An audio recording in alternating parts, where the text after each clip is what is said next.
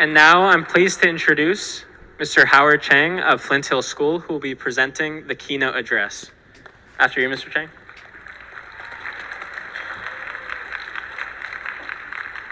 Thank you, President Unseld. Thank you, Dr. Robertson. Thank you, VJCL Executive Board, for having me today.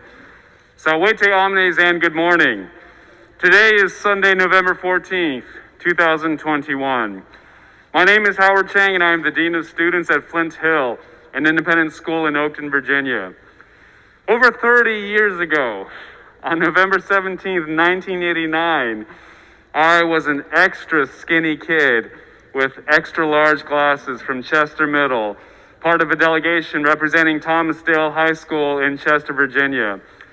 I was attending my first Latin convention, sitting in the red velvety seats of Chrysler Hall in the Norfolk Scope, and I was super excited to miss a full day of school, to take the Greek mythology test, to play in the level 1 Curtamen finals, and most of all, to cram into a Marriott room with my 8th grade Latin buddies, staying up, yucking and squabbling over who got to sleep on the beds and who got banished to the hard carpeted floor.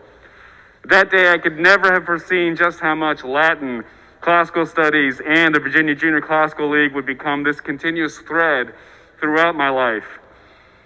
So much has transpired between that day in 1989 and this day, with the clearest through line being that I am yet again excited to be at the VJCL State Latin Convention, and I am yet again wearing glasses with extra large lenses, though now that's because I need their bifocal powers to read the captions on my Instagram.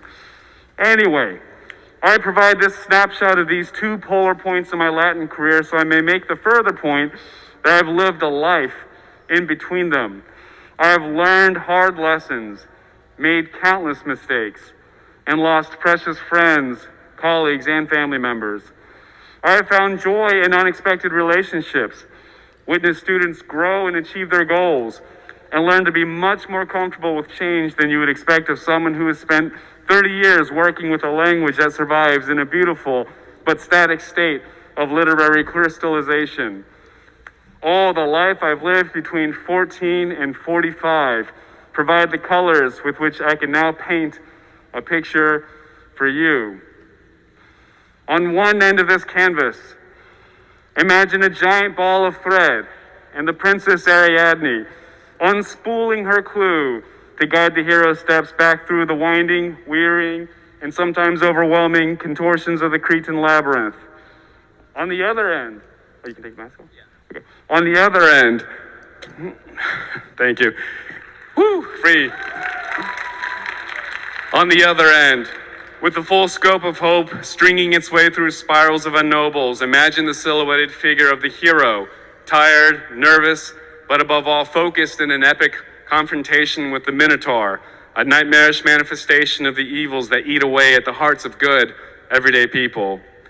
You are the hero of this picture, and I am the person offering you a line of my truths distilled from my experiences, framing a perspective for you to decide how you will trace your steps in and out of the maze of happenings, endeavors, reactions, and realizations comprising the life to live before you.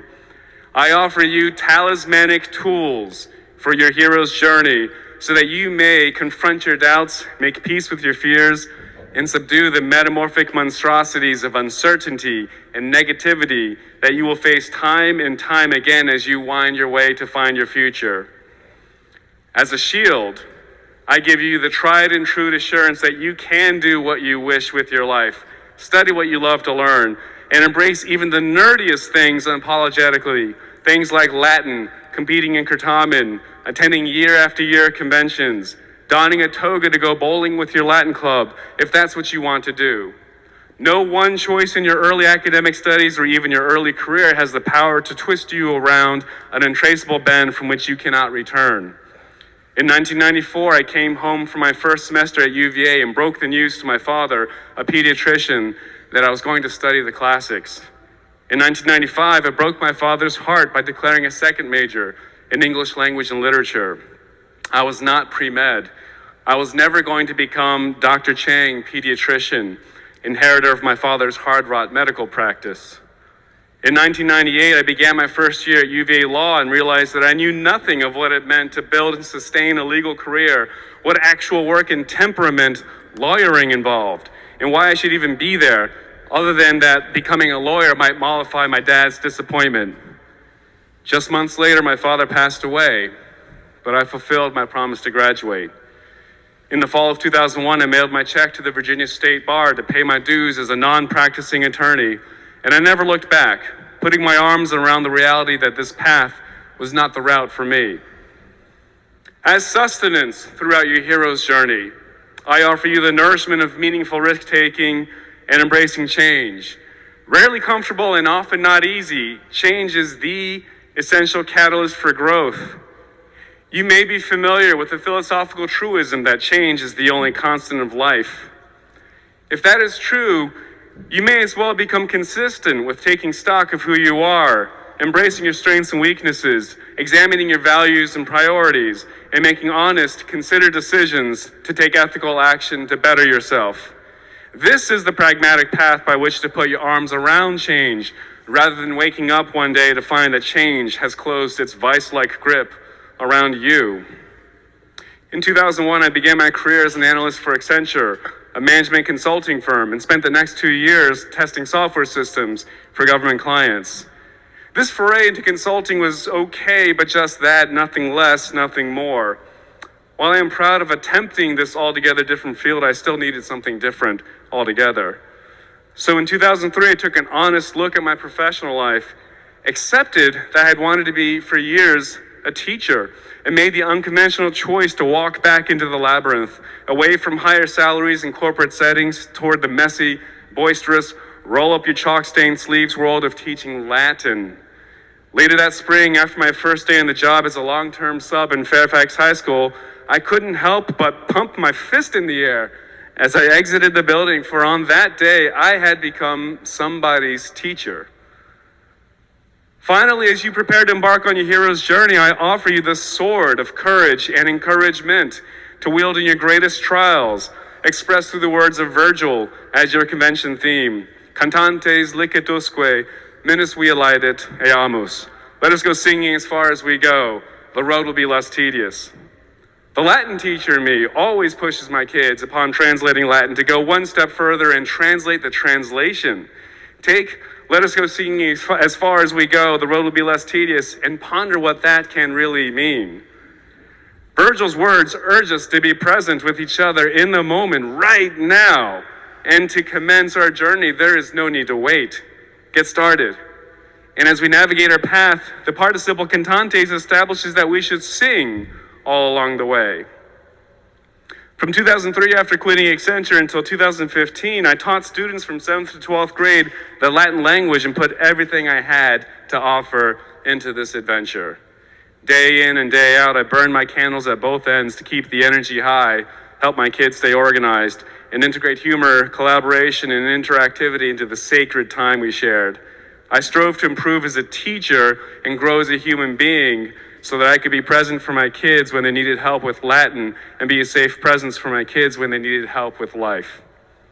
Despite the late nights and weekend work days, laedit, the road hurts less, because I sang all along the way. I put my love for kids and Latin into my calling and poured forth my passion. Teaching Latin was my song. In 2015, however, I returned once more to the labyrinth, hoisting my shield of personal agency, unsheathing the blade of my resolve, and drawing nurture from the learned truth that change can in fact be inspiring. I accepted an emergency appointment to the role of acting dean of students, the first of several positions I've held in my current career as an administrator. And inextricably intertwined with that decision, I prepared to become a dad. On October 26, 2015, my wife Vanessa gave birth to our daughter Penelope Roma Chang. Love armed me with the courage to begin my greatest journey. So, my friends, my line of personal truths leads to the conclusion that perhaps we never truly stop traversing our labyrinth. The only constant in my life has been change, and I am resolved to embrace it with my eyes wide open and with a little help from my extra large glasses. In closing, therefore, let me cast my hopes and heart before me 30 years into the future and marvel in my mind's eye at the procession of heroes in this very hall that I know will navigate their path through the labyrinth. Be present, be together, and let the brilliance of your souls illuminate the path before you. Cantantes, licet, usque, laedit, eamus. Let's go. Thank you.